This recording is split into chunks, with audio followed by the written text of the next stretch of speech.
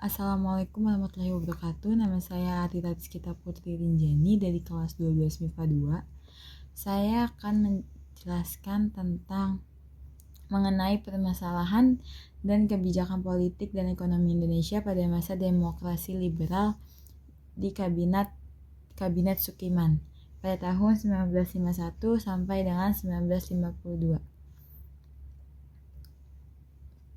Kabinet Sukiman Suwiryo menjadi kabinet kedua yang dibentuk setelah bubarnya negara Republik Indonesia Serikat.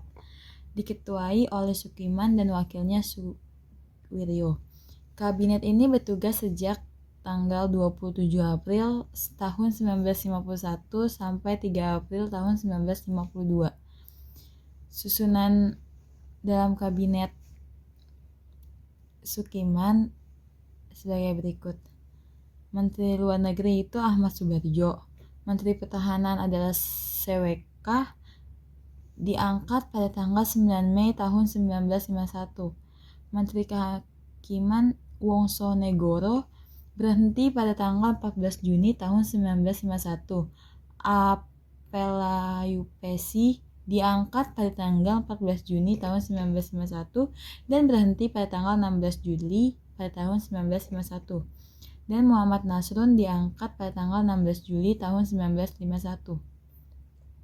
Menteri Penerangan yaitu Arnold Monotnutu, Menteri Keuangan Yusuf Wibisono, Menteri Pertanian Suwarto, Menteri Perdagangan dan Perindustrian Sujono Hadinoto berhenti pada Juli tahun 1951, dan Wilopo yang diangkat pada bulan Juli 1951. Menteri Perhubungan Juanda Katawijaya,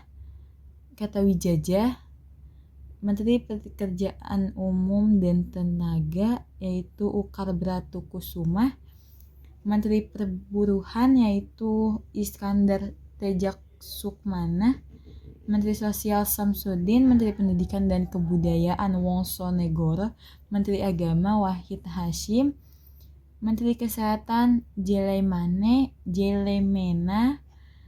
Menteri Urusan Umum Apelayupesi, Menteri Urusan Pegawai Panji Suroso, Menteri Urusan Agraria Gondokusomo. Berikut program kerjanya yaitu menjalankan tindakan-tindakan tegas sebagai negara hukum untuk menjamin keamanan dan ketentraman, serta menyempurnakan organisasi alat-alat kekuasaan negara. Yang kedua, membuat dan melaksanakan rencana kemakmuran nasional dalam jangka pendek untuk mempertinggi sosial ekonomi rakyat, memperbaharui hukum agrarian sesuai kepentingan petani, dan mempercepat usaha penempatan bebas pejuang dalam lapangan pembangunan. Yang ketiga, menyelesaikan persiapan pemilu untuk membentuk konstituante dan menyelenggarakan pemilu dalam waktu singkat.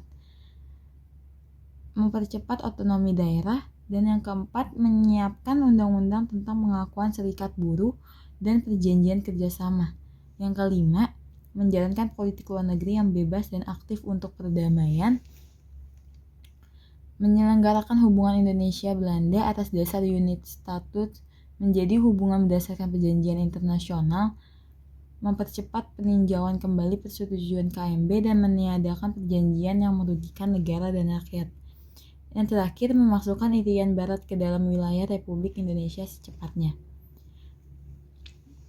Setelah itu pergantiannya. Jatuhnya Kabinet Sukiman Suwiryo disebabkan adanya mosi tidak percaya yang diberikan kepada mereka.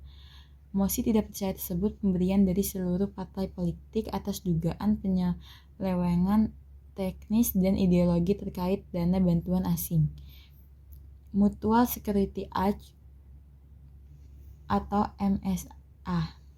Kabarnya kabinet ini menandatangani sebuah perjanjian dengan MSA dari Amerika Serikat terkait persetujuan bantuan ekonomi dan senjata.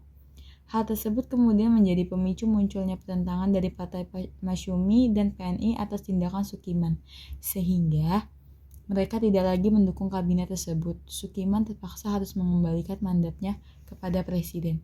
Sekian dari saya. Wassalamualaikum warahmatullahi wabarakatuh. Terima kasih.